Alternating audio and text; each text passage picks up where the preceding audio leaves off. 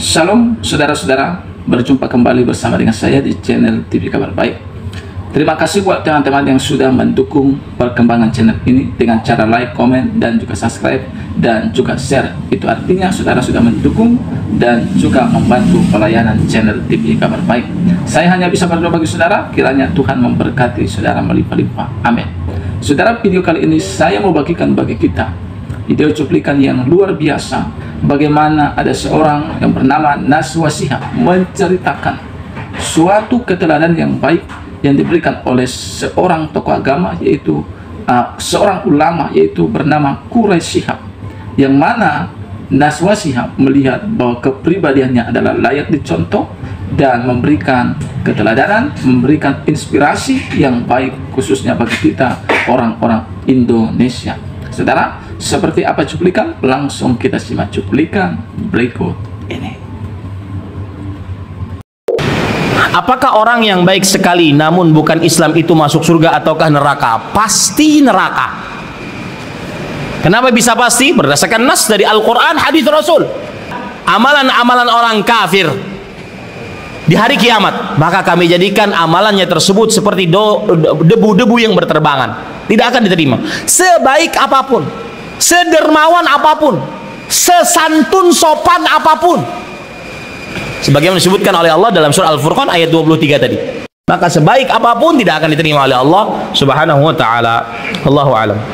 Dari umur 13 tahun udah merantau jauh, ninggalin ibu bapaknya untuk belajar Al-Quran di Al-Azhar University di Kairo.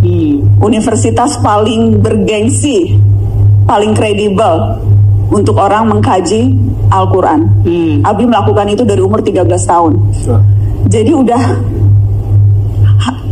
lebih dari hampir 80 tahun hidup dan belajar dengan Al-Quran, tapi tidak pernah sekalipun merasa dirinya tahu segala.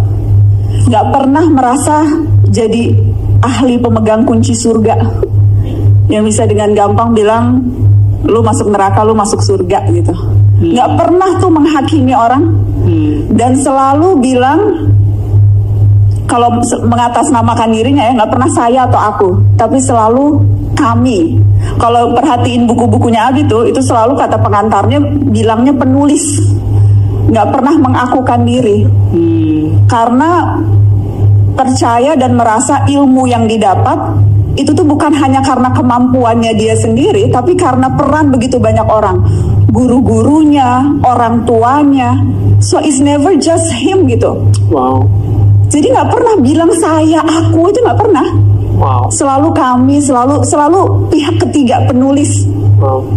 Waktu Abi ulang tahun ke-70, kita menulisin biografi, itu ngebujukinya hampir setahun kali. Nggak mau ditulisin biografi kisah hidupnya. Sampai sekarang nggak mau dicium tangannya, kecuali sama anak dan cucunya. Nggak mau dipanggil Habib di tengah situasi yang sekarang lagi inflasi Habib. Kayaknya bagian ini viral nanti. Biarin aja.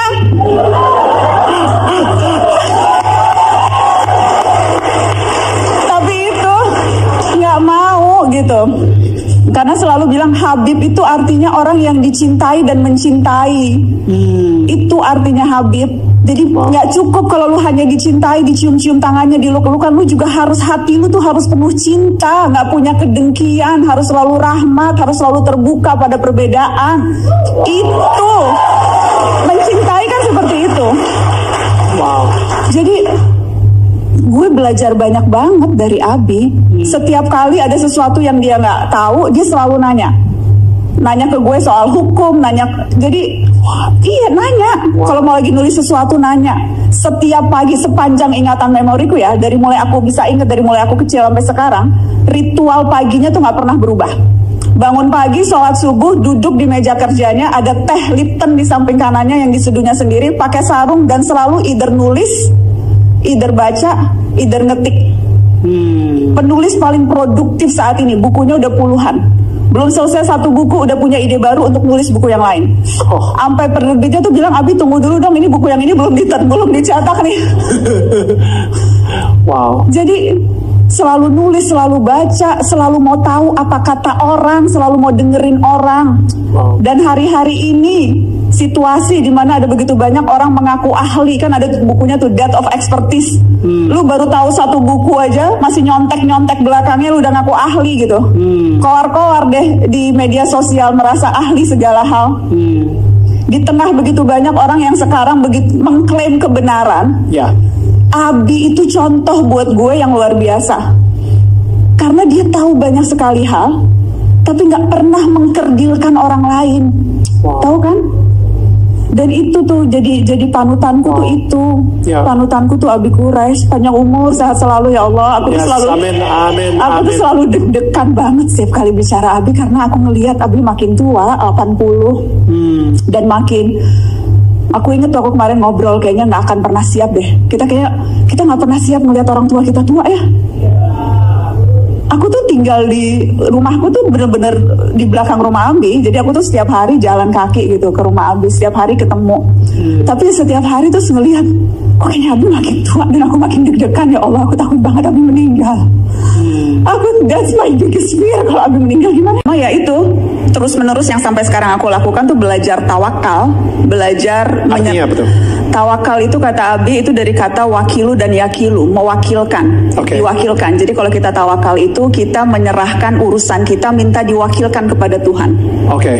Tapi kata Abi bedanya kalau minta perwakilan manusia sama perwakilan Tuhan. Perwakilan manusia tuh kita biasanya ya udah terserah lu deh, wakilnya lu melakukan apapun gitu. Udah gua wakilin, you do what you have to do gitu.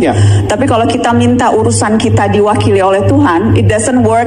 Terserah Tuhan. Maksudnya we have to put the effort juga. Harus ada effortnya, and then to some extent kita serahkan ke Tuhan biar Tuhan yang mewakili urusan-urusan kita.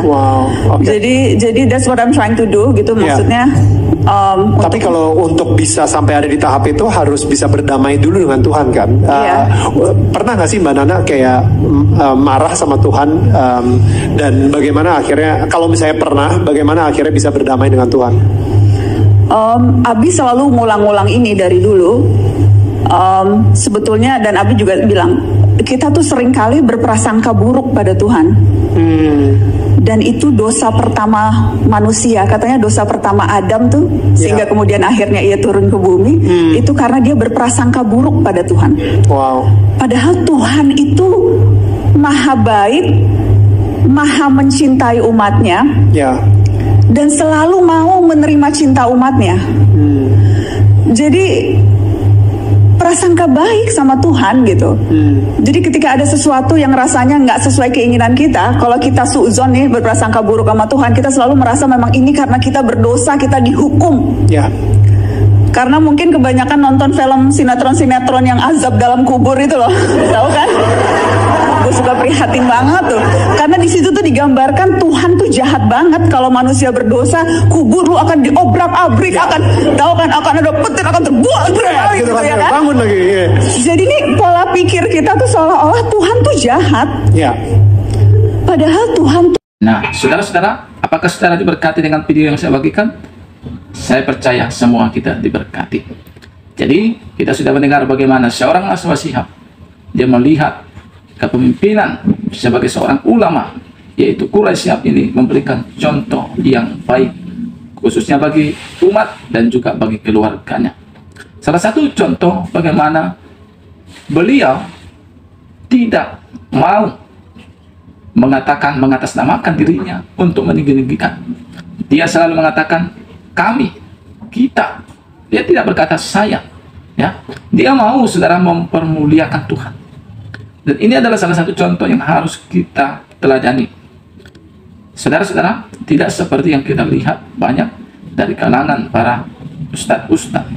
Mereka saudara bukan hanya menyombongkan diri, tetapi juga mereka mengkafir-kafirkan orang-orang Kristen, bahkan mengharam-haramkan orang Kristen. Nah, saudara-saudara, kalau kita melihat saudara, ini adalah sesuatu yang tidak menjadi berkat bagi orang, khususnya orang-orang yang tidak memiliki agama itu. Untuk masuk ke dalamnya pasti akan berpikir, karena itu adalah sudah menjadi suatu batu sandungan.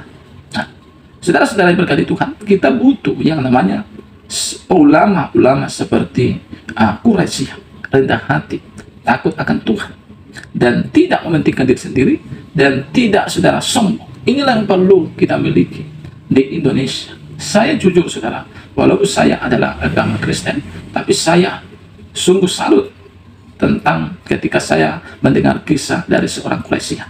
Bahkan kalau saya lihat saudara di videonya di YouTube di mana-mana, tidak pernah beliau menyinggung kekristenan, ya, menjelek-jelekan Kristen, tidak pernah. Justru beliau mengatakan kita harus mengasihi orang Kristen, kita harus membantu mereka, menolong mereka. Kalau ada pembangunan rumah ibadah, kita harus bantu. Itu yang dikatakan beliau. Jadi ajarannya adalah ajaran yang penuh damai, sama seperti ajaran dari seorang Buya Sakur almarhumnya. Ajarannya membawakan damai, dampak yang baik bagi orang. Nah, saudara, kiranya video yang saya bagikan ini membuat kita semakin sadar akan setiap kesalahan kita, dan biarlah juga video ini menjadi tamparan keras bagi para oknum-oknum yang radikal. Tuhan memberkati kita. Shalom.